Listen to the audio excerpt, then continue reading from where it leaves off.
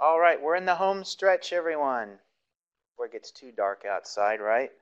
Let's look at the account of Gideon. And let's see, Justin, right? Let's have you read for us. We've got this account of Gideon. I won't cover the first part of it in terms of the early years of Gideon. What I'm really interested in is what happens here in kind of the middle part of the Gideon. We've got Gideon actually, working to clean house, you might say, with some of the idolatry and idols to Baal in the household of his father.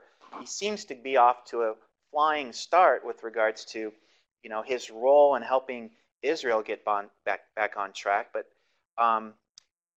finally, we have Gideon raised up to respond to the conflict. So let's pick up with verse 33 down through 35. Chapter 6, yes.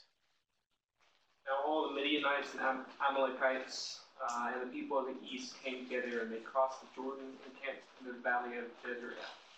But the Spirit of the Lord clothed Gideon, and he sounded the trumpet, and the Abiezrites yeah. to follow him. And he sent messengers throughout all Manasseh, and they too were called out to follow him. And he sent messengers to Asher, Zebulun, and Naphtali, and they went up to meet them. Okay, so this is what we'd expect.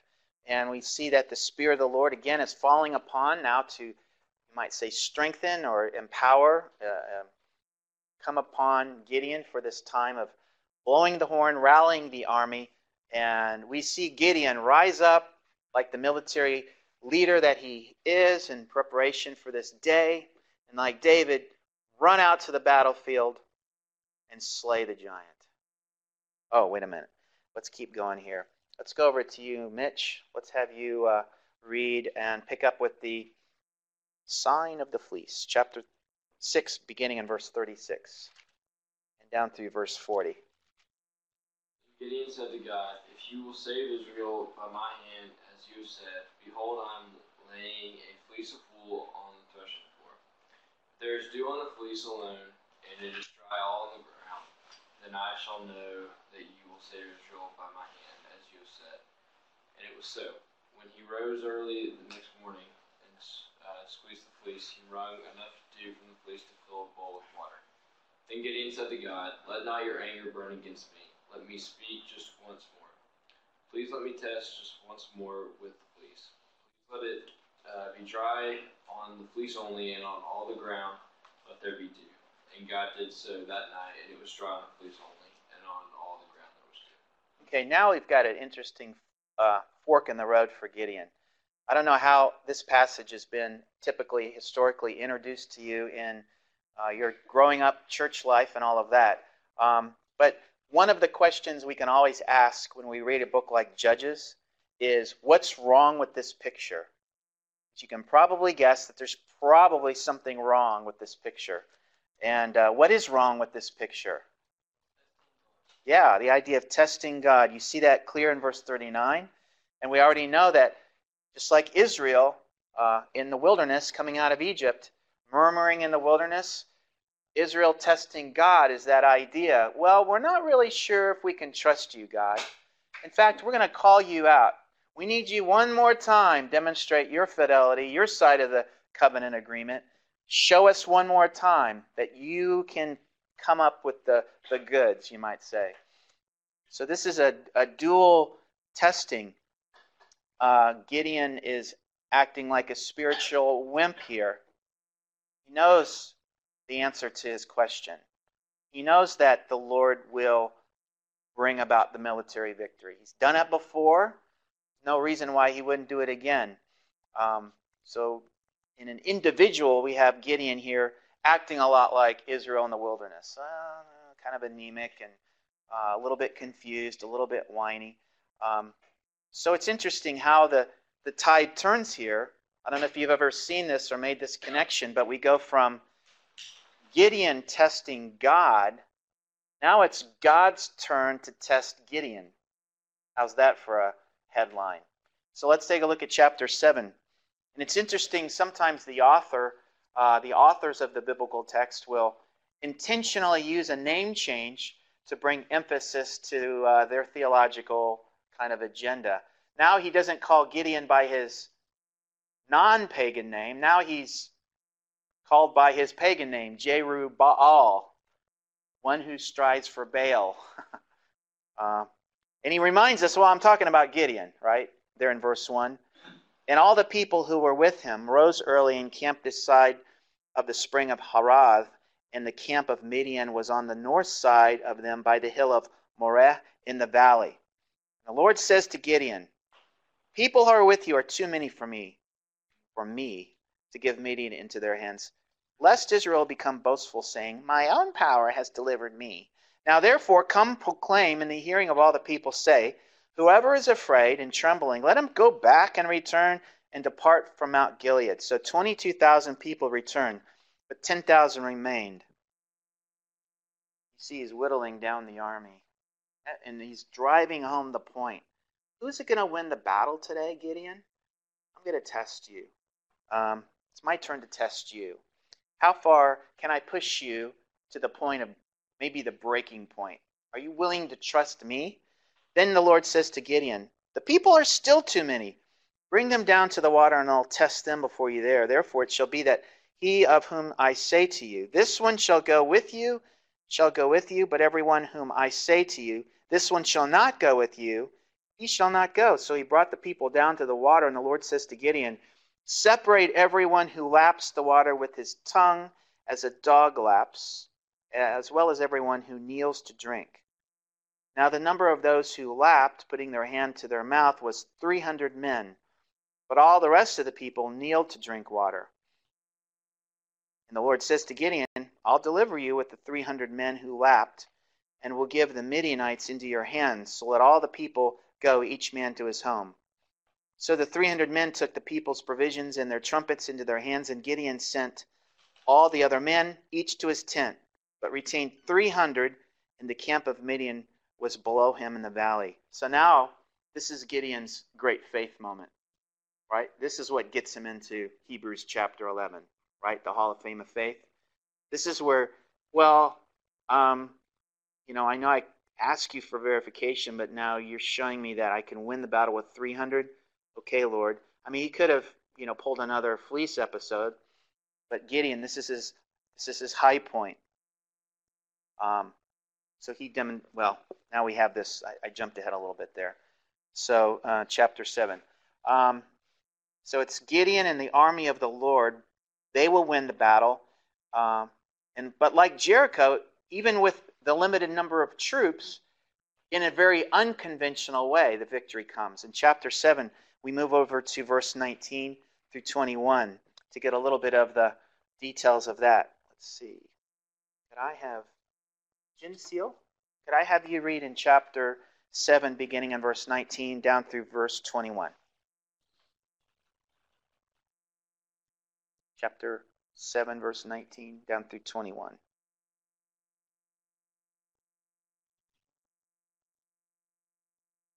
Oh, okay. I'm putting you on a challenge. I'm sorry.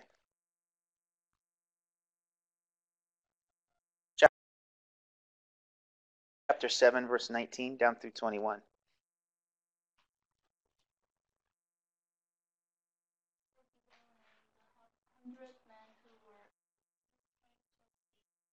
Outskirts of the camp at the beginning of the middle watch, when they had just posted the watch. They blew the trumpets and smashed the pitchers that were in their hands. When the three companies blew the trumpets and broke the pitchers, they held the torches in their left hands and the trumpets in their right hands for blowing, crying, a sword for the Lord and for Gideon. Yeah, one more verse. Stood in his place around the camp, and all the army ran, crying out as they fled. So what we've got here is a rout, and the Lord intervenes, and there's confusion on the battlefield. Gideon's army looks a lot bigger than they are, and when they blew 300 trumpets, the Lord set the sword of one against another, even throughout the whole army, and the army fled as Beth Shethah toward Zerah as far as the edge of Aval Melolah by Tabath. All right, so saved you from that. Thank you. It's a lot like Gideon in Genesis chapter 22. Remember, did I say Gideon? Abraham in Genesis chapter 22.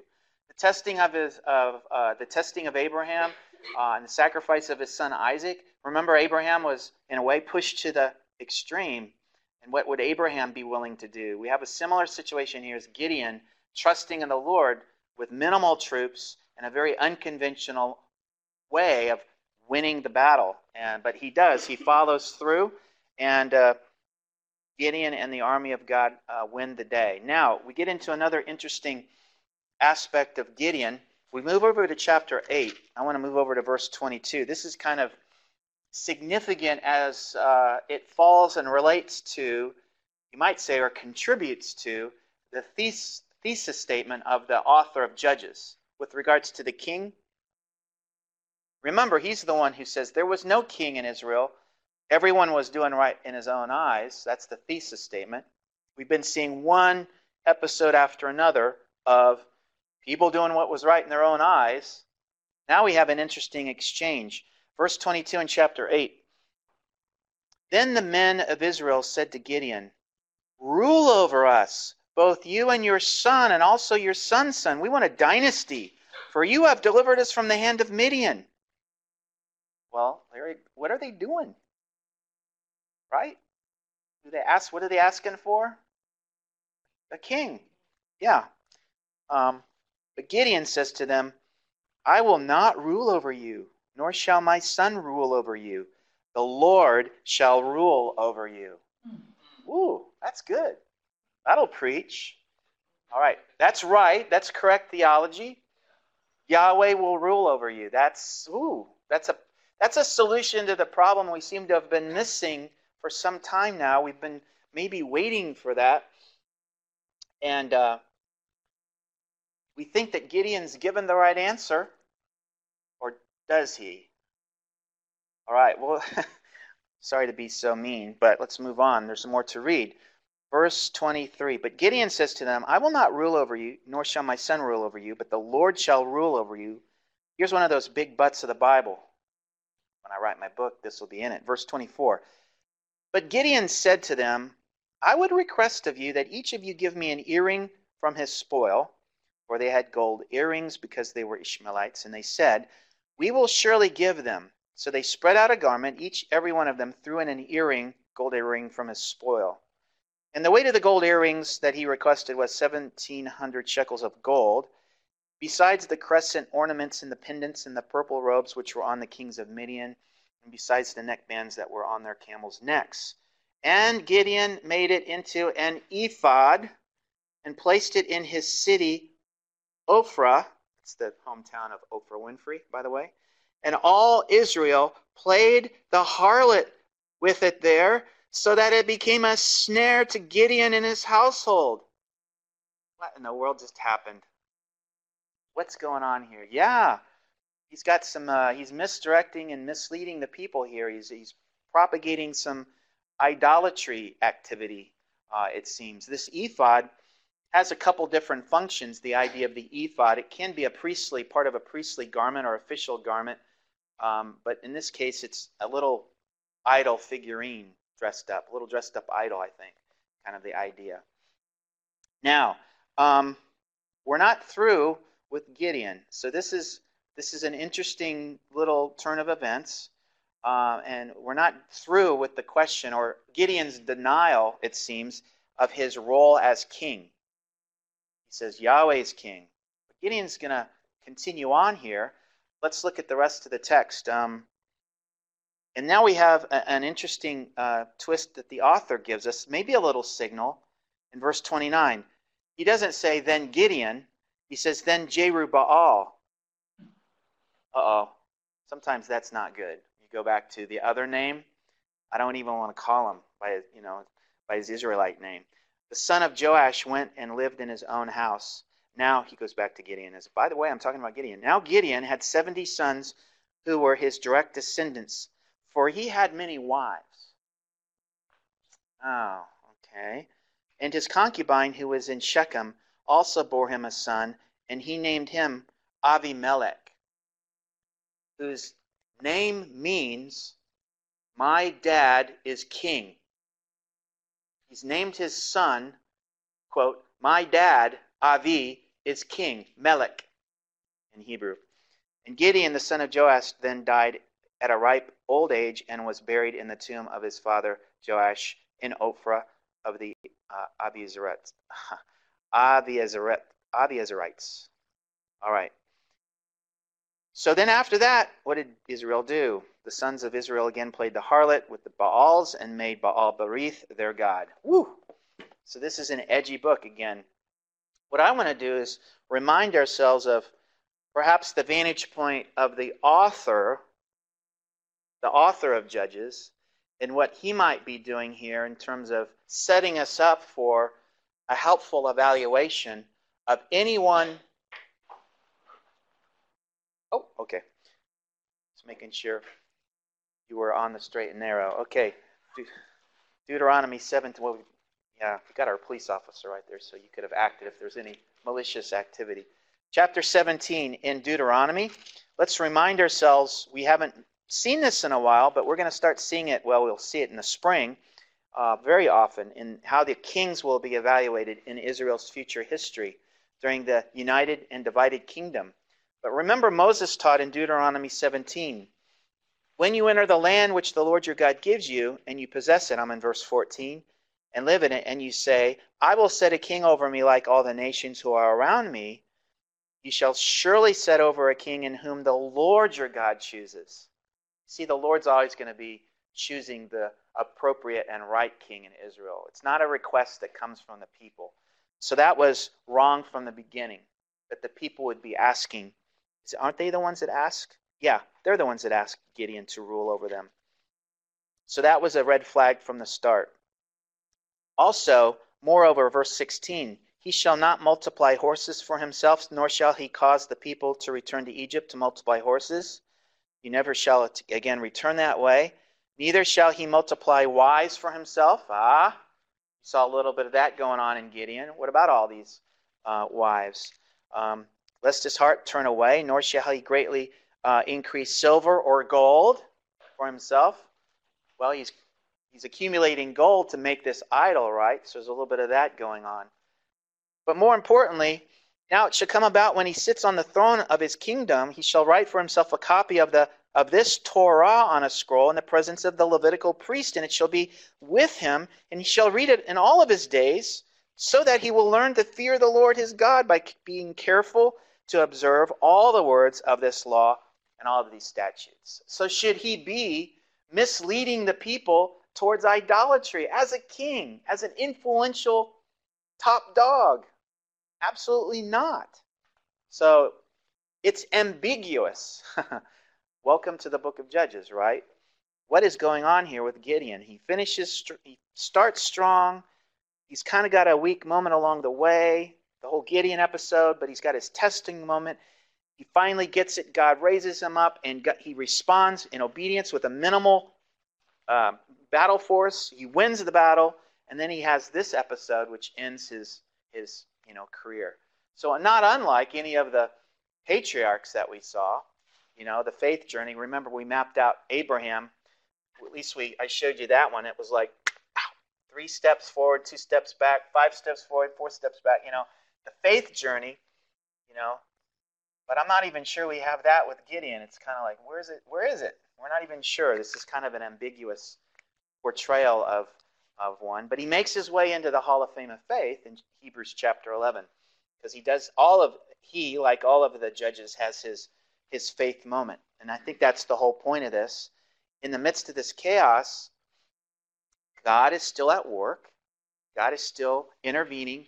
God is still raising up and falling upon for time, for a particular job and role, and he's advancing his agenda in the midst of this chaos, despite the infidelity of his people.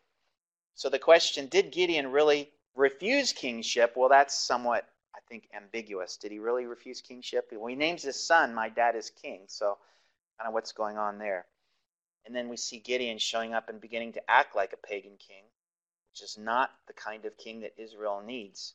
All right, well, we move on a little bit more, then we'll break for the evening. So the cycle continues. We see, let's move over to, I want to move over to chapter 13. Chapter 13.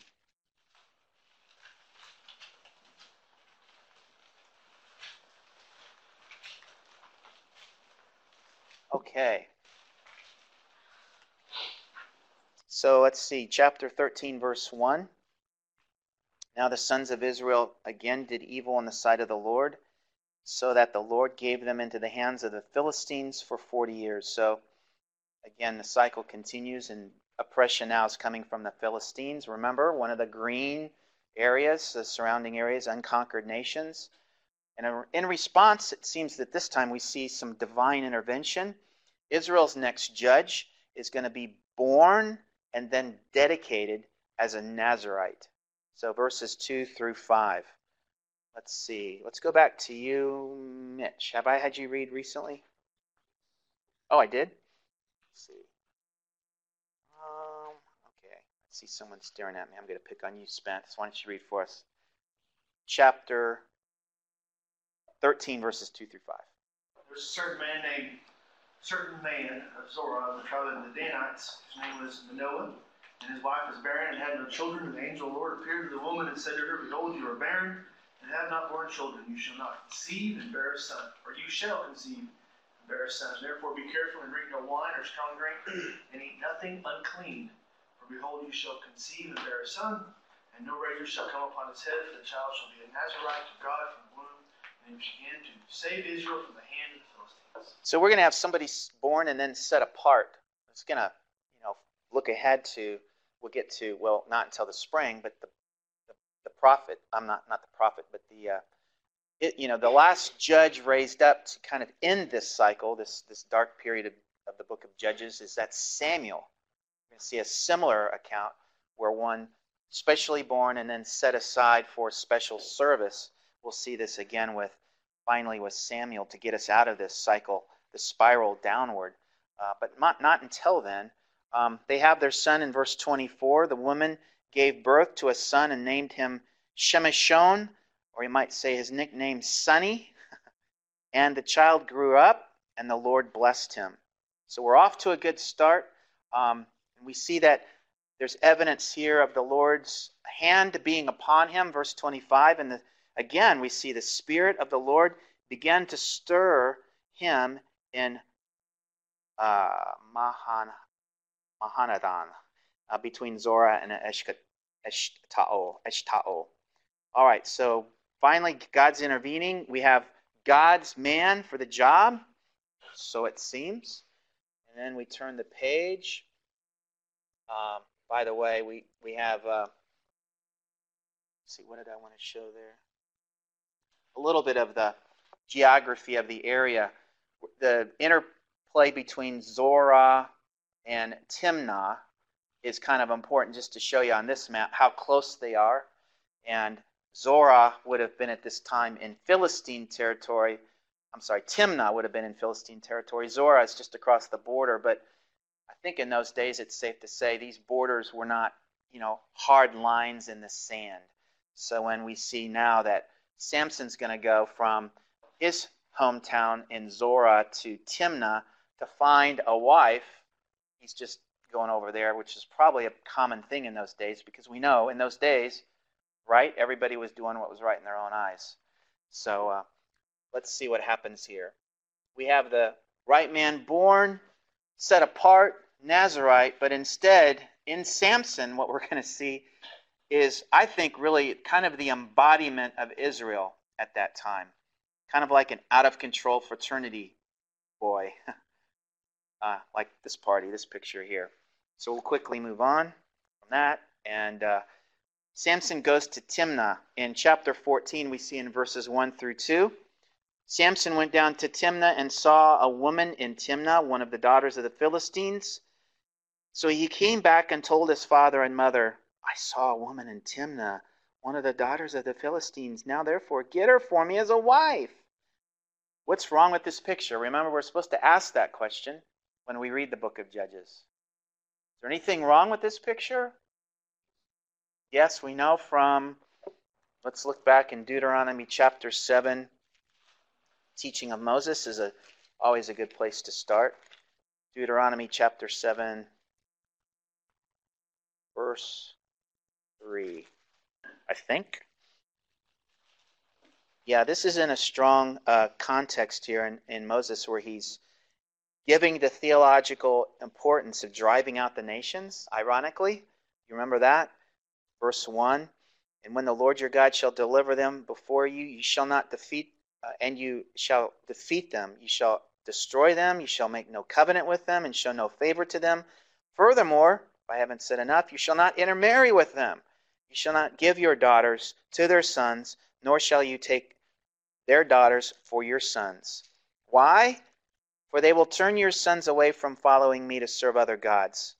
And then the anger of the Lord will be kindled against you, and he will then destroy you. You'll cease to exist as a nation, is the idea I think we want to stay close to. All right, so despite Samson's early reckless behavior, we see that it seems as if, and now we're back to chapter 14 in Judges. Again, we see that the Lord's hand seems to be not too far away and still sovereignly over the situation. Verses 3 through 4 seems to give us a little bit of a clue that the Lord might still be able to work through Samson, even despite Samson's reckless behavior. Verse 3, then his father and his mother said to him, is there no women among the daughters of your relatives or among all of our people, that you'd go take a wife from the uncircumcised Philistines? But Samson said to his father, get her for me, for she looks good to me. However, his father and mother did not know, and this is coming from the author, that it was of the Lord.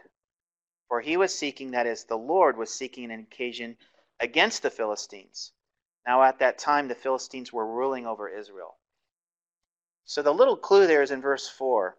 The Lord was seeking an occasion. So maybe now the Lord will use the situation in Samson as a means of, again, like we've seen before, the role of the judges, the so-called judges, is delivering, in this case, judgment against another pagan nation. That's what we've seen before. Now that's what we're anticipating with the clue that the author gives us. Let's see here. I want to get into a little bit of it, and then we'll wrap up for tonight. So en route to get his bride, we see in verses 5 through 7, Samson is attacked by a lion. The adventure continues. Samson went down to Timnah with his father and mother and came as far as the vineyards of Timnah. And behold, a young lion came roaring out towards him. And the spear of the Lord, thankfully, comes mightily upon him so that he had strength, right? He tore him as one tears a kid through. He had nothing in his, until he had nothing in his hand, but he did not tell his father or his mother what he had done. In verse 7, and so he went down and talked to the woman, and she looked good to Samson. So this lion attack, God's intervention, strength coming upon for a particular event, in this case Samson, saving his own hide in this case, and he continues on down to find his wife. She was right in Samson's eyes, verse 7. I don't know what your translation says, and mine says in the New American Standard, and she looked good to Samson. But it's interesting, in the Hebrew, it says she was right in Samson's eyes. So that reminds us of the thesis statement in Judges chapter 21, 25. Everyone was doing what was right in their own eyes. So this is another very specific example of one, aka Samson, doing what was right in his own eyes, not right in the eyes of the Lord, not right in the eyes of his, in this case, his parents, encouraging and urging him in a different direction. So what is wrong with what happens next in verses 8 through 9? Again, we have to ask ourselves, what is wrong with this picture? So verse 8, when he returned later to take her, he turned aside to look, and behold, the carcass of the lion, the one he killed, and behold, a swarm of bees and honey were in the body of the lion. So, what did he do? He scraped the honey into his hands and went on, eating as he went, and Then, when he came to his father and mother, he gave some to them, and they ate it. But he didn't even tell them that he had scraped the honey out of the body of the lion. Ugh, it's kind of get repulsed, especially if you were an Israelite. You'd know this is totally against laws of clean, unclean. This is a violation. And not only did Samson himself personally bring about this gross violation of what you do and don't do, he implicated other people, his own mom and dad, his own household. So he implicates his personal sin and spreads it out, no pun intended, all over the place. And this is, again, one example after another here of an individual swimming down this river of doing what was right in his own eyes. A world turned upside down. So these are just one account after another. Let's see here. So we have the riddles, the riddle section here. It's no different than him being irresponsible and not truthful with his parents. Now he's got these riddles. Let's see, what do I want to do here? Verse 19. But after the riddle section, we have the Lord working despite himself, that is Samson. The Spirit of the Lord comes upon him mightily, and he went down to Ashkelon and killed 30 of them, that is the Philistines, took their spoil and gave changes of clothes to those who told the riddle, and his anger burned, and he went up to his father's house. But Samson's wife was given to his companion, who had been his friend. So this is a continuation of this fraternity boy out of control. And after a series of more skirmishes with the Philistines, we see that Samson will finally meet his match. Chapter 16, verse 4. There she is. And it came about that he loved a woman in the valley of Sorek, whose name was what? All right, Delilah. We have to whisper that when we say it. All right, well, let's wrap up and keep you in suspense. We'll pick up this in 2 weeks when we come back after Thanksgiving, and we'll finish with Ruth, and then we'll talk about the final exam and pretty much be looking at the end of the semester, if you can believe